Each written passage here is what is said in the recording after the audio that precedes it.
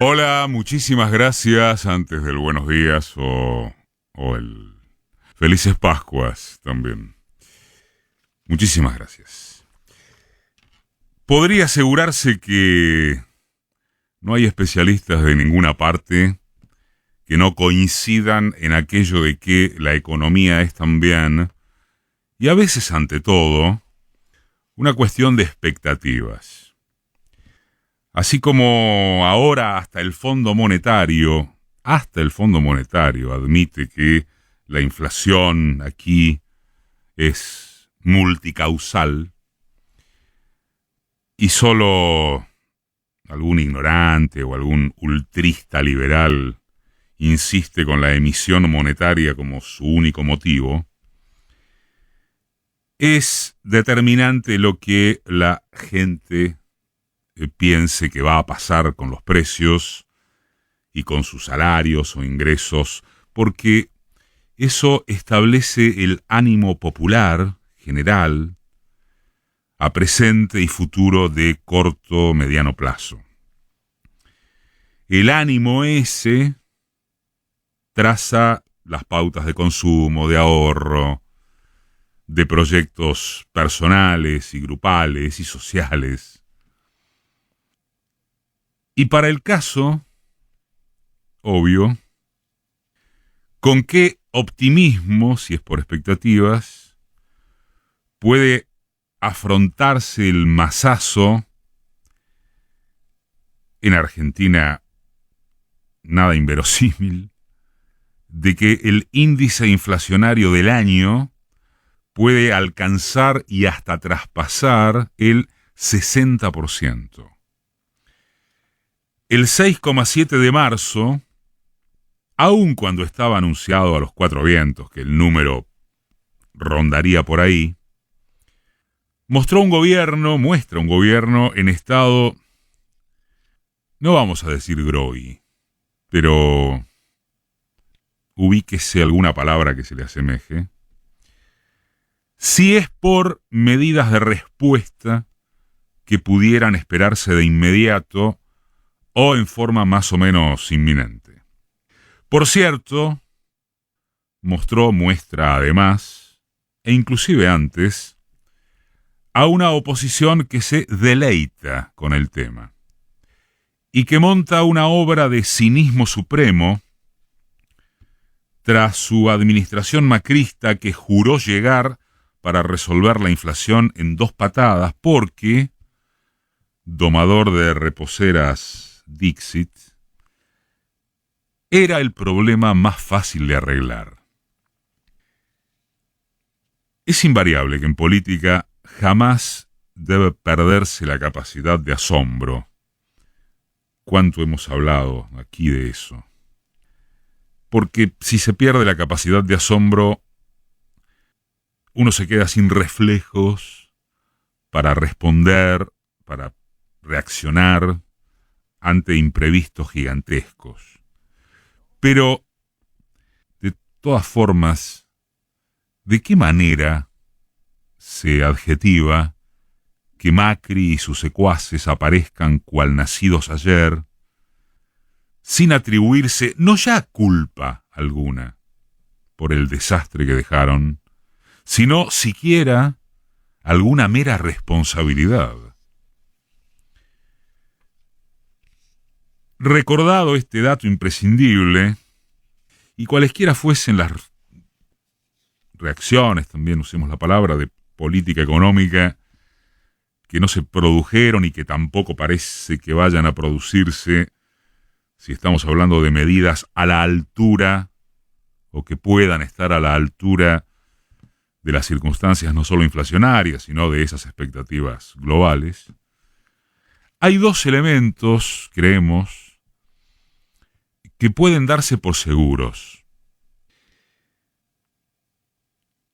Uno es que, en términos de ofrecer propuestas concretas sobre un proyecto de Estado-Nación que excede largamente a lo inflacionario, por si hiciera falta reforzar semejante banalidad, hay un fracaso generalizado de la comillas porque el término no nos gusta, clase dirigente argentina. Un fracaso generalizado de sus élites dominantes. Y un fracaso de sus representaciones a derecha e izquierda. Ni en el empresariado que domina la torta y el corte de sus porciones. Ni en el sindicalismo en sus expresiones burocráticas o combativas. Ni en registros partidarios que virtualmente han dejado de existir porque solo se trata de liderazgos o figuraciones personalistas debajo de las cuales no hay instancias de participación colectiva. Ni en la derecha más salvaje o más modosita. Ni en el progresismo apenas dedicado a asentar las libertades civiles individuales, con todo lo importante que eso tiene, pero sin avances contra el poder real o sin espíritu de demostrarlo. Ni en una izquierda radicalizada de consignismo vacuo, impávido, que insiste en dividirse y dividir toda probabilidad de lucha con efectos positivos para el bien de mayorías que no le interesan. En prácticamente nada de todo ese conjunto, con las excepciones que pudieran corresponder, hay una formulación de cómo esquematizar un modelo audaz, real, de capitalismo socialmente inclusivo, o, si hablamos de capitalismo, lo más inclusivo que se pudiera. La pregunta de si acaso pasa algo diferente en un mundo regido por la victoria del neoliberalismo, tomados países en estadio de desarrollo intermedio similares al nuestro, tiene la respuesta de que Argentina ofrece condiciones comparativamente insuperables para despegar. Lo del manual. Territorio extenso, plagado de recursos naturales, poca población, enorme potencialidad científico-técnica, un dinamismo cultural impresionante, conquistas de derechos sociales y gremiales todavía irrenunciables, en muchos casos. Sin embargo, pareciera que no hay nada que hacer con el viejo adagio de que tenemos clase dominante, pero no dirigente. Y sectores dirigentes que, en el mejor de los casos, relatan al poder, pero solamente lo disputan en la retórica. El tremendo problema de este bardo es que, gravemente reducida la potencia del kirchnerismo y demostrada la inutilidad de un partido de derechas que por fin pudo gobernar democráticamente, sin milicos ejecutores, solo quedaría en este no creer en nada, o creer cada vez menos, de unas mayorías libradas a la Bartola de fascistas de mercado, aún circenses, a la Bartola del individualismo como imposible factor de salvación, de la violencia creciente en las actitudes cotidianas inclusive. Por eso es más necesaria que el agua, la aparición o reaparición de algún elemento que renueve una mínima esperanza de trazado colectivo. Y por eso entra allí el tan pobre espectáculo que está dando lo que aún se llama el Frente de Todos, en donde parecen ejercer la militancia de hacerse pelota a sí mismos, con un nivel,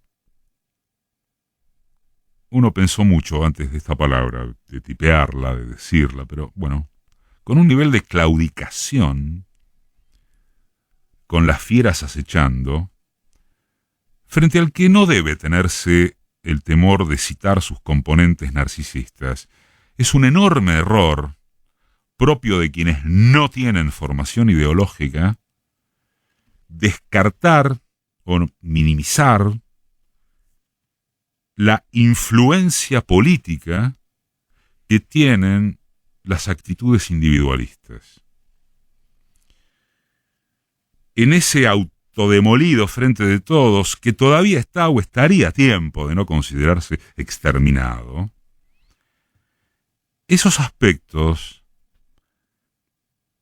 creo que ya los definimos aquí como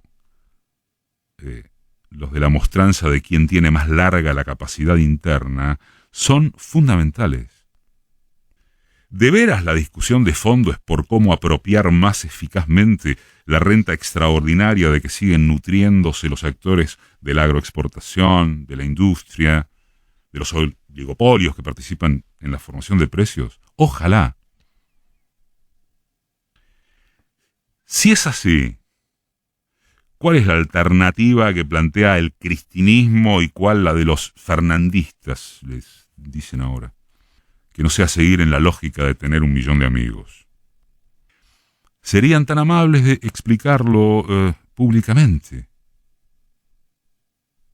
En vez de recurrir a los soft con los periodistas, a los house organ de la prensa de cada bando, a las chicanas sí públicas que extasían a los aplaudidores y a los formateados en fanatismos anti, a los cálculos de cuánto tengo en el conurbano o cuántos son los gobernadores que adelantarán sus elecciones para fugar de la imagen nacional del Ejecutivo, a los divagues sobre si el 2023 ya está perdido o si todavía hay 2023 por obra y gracia del diálogo interminable.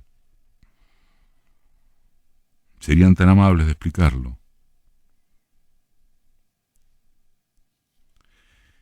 A ver, es imposible que la inflación baje sustancialmente de la noche a la mañana. Es imposible. Pero puede acelerarse lo que de hecho sucede, acuerdos rápidos, vía paritarias, en el sector en blanco de los trabajadores. La malla de protección sobre los más sumergidos estaría controlada. De modo espantoso, ¿no? Vamos a decirlo así, que las fuerzas de trabajo se suman empobrecidas al mercado laboral registrado, está transitoriamente asumido. Los números macro de la economía se cerraron tras el acuerdo con el fondo, con lo de la pelota revoleada hasta más ver, y hay tranquilidad cambiaria. Es decir que si la política, la del gobierno, la del frente de todos, se pusiera de acuerdo en aprovechar en vez de matarse para ir reconstituyendo ingresos populares con la urgencia irrenunciable, sería factible, no una quimera, que lo de las expectativas mejorara.